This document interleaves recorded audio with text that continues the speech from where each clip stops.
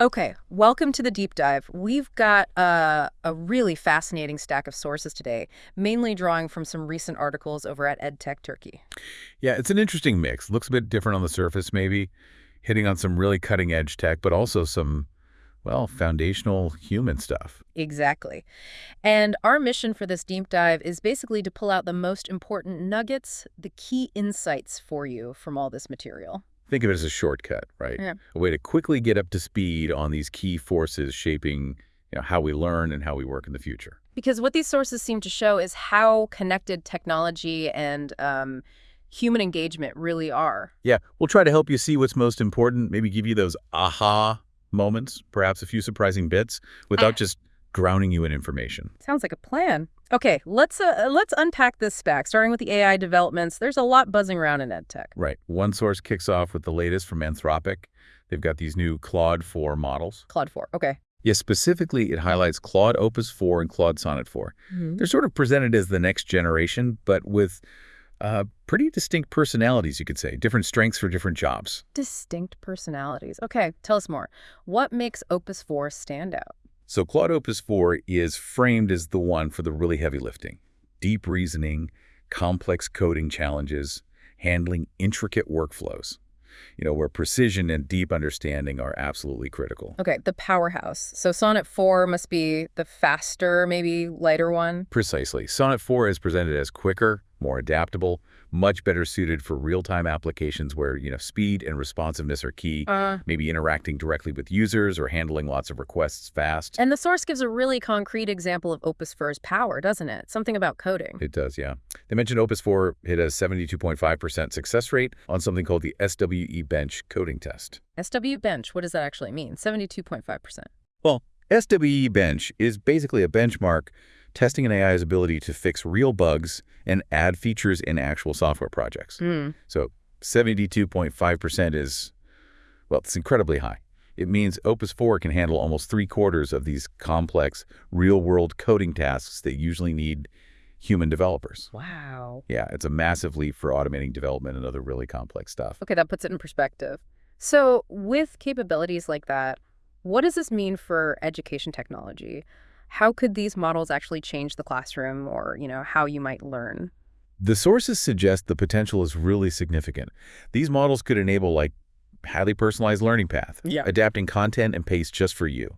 They could automate tedious assessment tasks for educators, which would free up so much time. Definitely. They can enhance content development, maybe generate learning materials, or even create sophisticated kind of autonomous learning scenarios, simulations that were just too hard or expensive to build before. That's powerful stuff. And for anyone curious, the sources mention where you can access these and maybe give a sense of the cost. They do. According to the source, you can get them through the Anthropic API, Amazon Bedrock, Google Cloud, Vertex AI, those kinds of platforms. Right.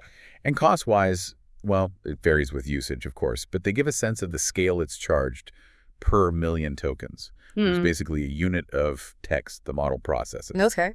And Opus 4, being the more powerful one, is significantly more expensive than Sonnet 4. That reflects the sheer computational power needed for its complex tasks compared to Sonnet's focus on speed. Fascinating. Okay, so moving on from Anthropic, another source dives into the AI developments from Google I/O 2025, specifically looking at education.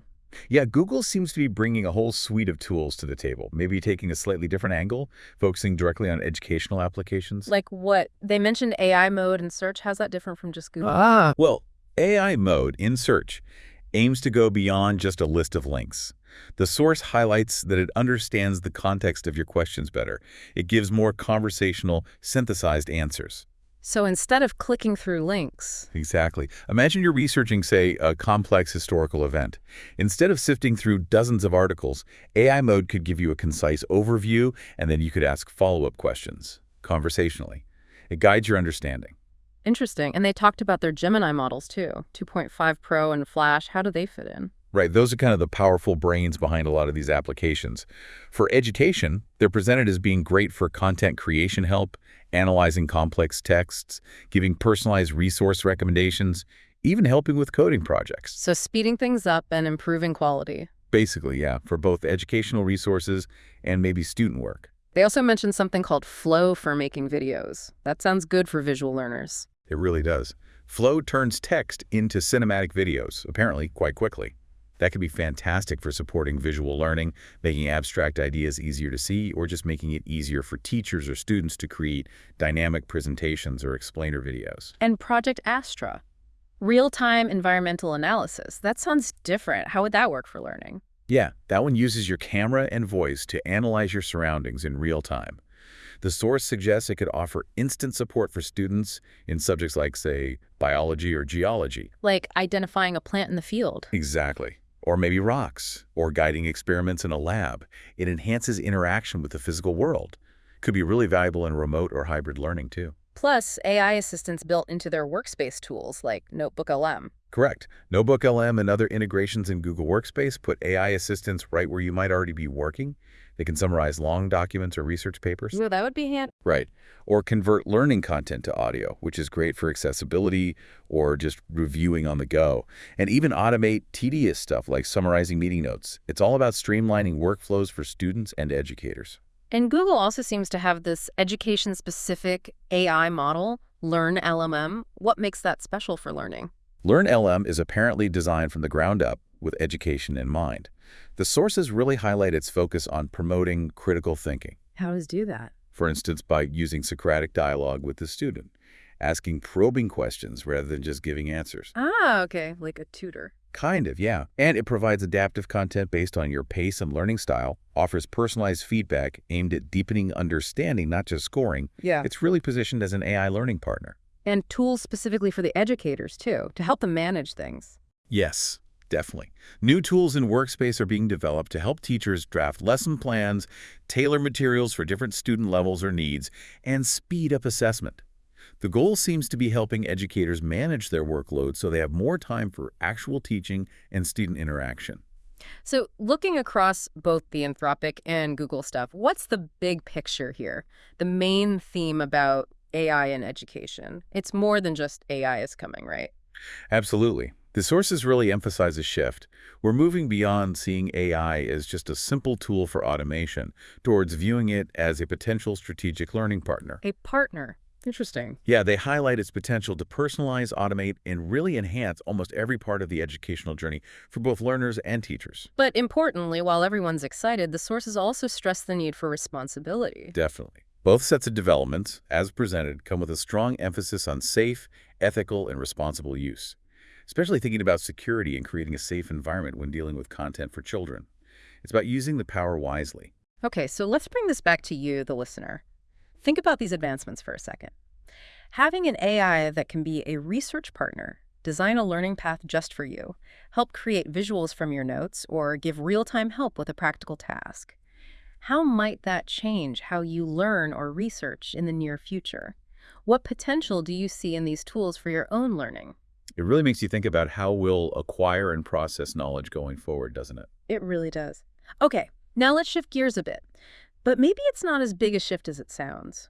One of the sources makes a really powerful point, echoing something from EdTech Turkey. Even with the most amazing tech, people are still the biggest strength.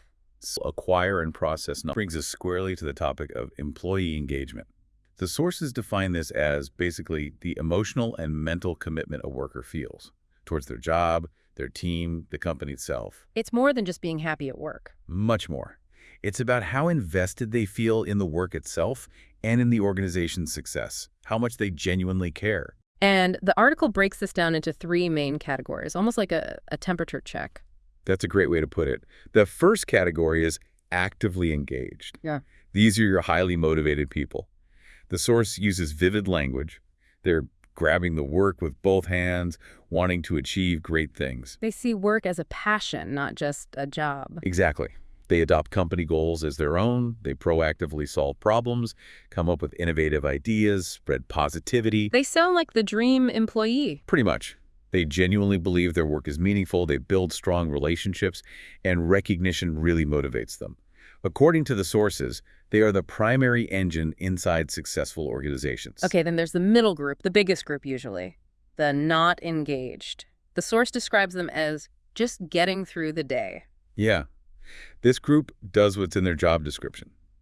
No more, no less.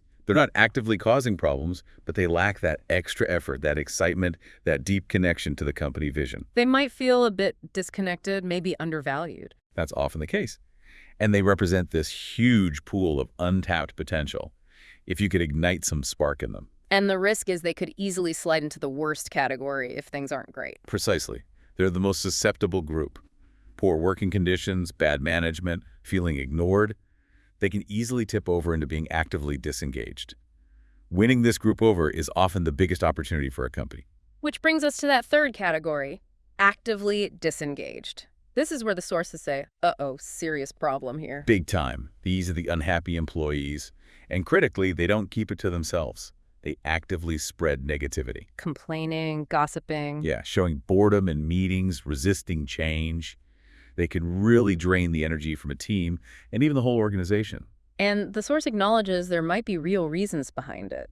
It's not just bad attitude. Right. They might feel fundamentally worthless in their role, maybe have serious unresolved issues with management, or feel really underpaid for what they do. The source is stress spotting these signs early and trying to understand the root causes is important. Though sometimes, they note, a parting of ways might be necessary. Okay, so we have these different levels of engagement. What do the sources say is the crucial foundation, the thing that really determines where people land on that spectrum? It all points to company culture. Culture is described as the invisible mortar holding everything together. It's not just the mission statement on the wall. It's the reality. It's the lived experience, the shared norms, values, attitudes, behaviors, how people actually interact and feel about coming to work every day. And the article uses that great comparison, Company A versus Company B. Yeah, it illustrates the impact so clearly. Company A, transparent, innovative, empowering, supportive leaders, respect for work-life balance, focus on development, result, high engagement. And Company B. The opposite. Uncertainty, micromanagement, changes handed down from on high, with no input, disregard for private life, lack of support. Predictably, engagement is in the basement, and people leave constantly. The difference isn't the product, it's the human environment. So how does culture have such a big impact? The sources break that down too, right? They do. First, the work environment itself.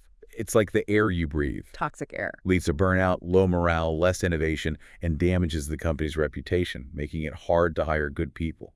Just writing "we are a family" on the wall means absolutely nothing if the daily practices are toxic. And leadership is key. Absolutely critical. Good leaders embody the values, they listen, they guide, they don't micromanage. They're the frontline carriers of the culture.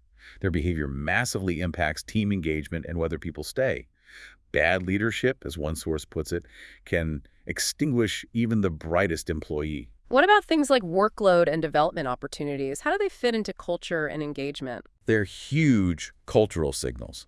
Preventing burnout by managing workload reasonably and genuinely investing in employee development training, mentoring, new responsibilities, clear career path shows people the company values them for the long haul. Shows they have a future there. Exactly. Without that, people either burn out or feel stuck and start looking elsewhere. And work-life balance. It's not just about having a policy. No, it's about concrete steps, discouraging constant after-hours work, respecting boundaries.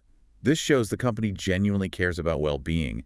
That's a massive boost for retention and engagement. Toxic cultures might push for constant work, but the sources say that just destroys engagement in the end. So the sources offer a kind of recipe for a great us, for building a culture that boosts engagement. What are the key ingredients? Yeah, it starts with a meaningful mission statement, not just corporate speak, but the real core identity, the roadmap, the compass that gives work purpose. Okay, purpose is number one. Then, fluid decision processes and open communication.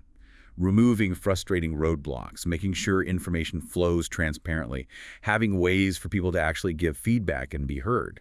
Lack of communication is apparently a major reason people start job hunting. Makes sense. Employee empowerment, specifically through investing in their growth. Providing learning and development is highlighted as a key reason people choose to stay. So investing in people pays off in loyalty. Big time. Also, fostering an innovative and collective perspective. Cultures that encourage trying new things, learning from mistakes, collaborating. They're much more likely to have breakthroughs. How can a company innovate if people are disengaged, right? Good point. And the last one seems simple but vital. Appreciation and recognition. Just seeing and acknowledging effort. Celebrating successes, big or small. recognizing dedication. It seems basic, but is vital for long-term motivation. It's that human validation. And the sources suggest some practical steps companies can take. Yes. Create a deliberate strategy for engagement. Actively listen to employee surveys, interviews, really understand their pain points, lead with empathy, and crucially, model the desired behavior from the very top.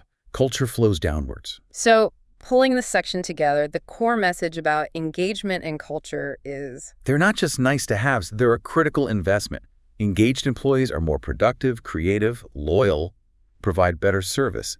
It directly impacts the bottom line. So strong culture and engaged employees are just essential for success. Absolutely. You really can't have long-term success without them. It's fundamental. Wow, okay. We covered a lot there. From the absolute cutting edge of AI, like Claude 4 pushing coding limits and Google's Learn LM creating personalized learning, All the way to the fundamental human dynamics of employee engagement and how critical company culture is in determining whether people are motivated drivers, just coasting, or actively dragging things down. These two areas, the tech and the human dynamics, might seem totally separate at first glance. But this deep dive really suggests they're deeply interconnected forces shaping the future of learning and work. Technology is changing the landscape, giving us powerful new tools, no doubt. But the human factors, engagement, culture, well-being, they remain absolutely critical, maybe even more critical for creating environments where both the tech and the people can actually flourish. Which raises a really important question for you, the listener, to think about. As technology like AI gets woven more deeply into how we learn and work, how might understanding these human dynamics, engagement, culture become even more crucial for creating spaces where both technology and people really thrive together? And building on that, what steps could you take, based on what we've talked about today regarding culture and engagement, to foster that kind of positive environment, whether it's in your own learning, your team, or your workplace? Definitely something to mull over. Indeed. Well, that's it for this deep dive. We really hope you found those insights valuable.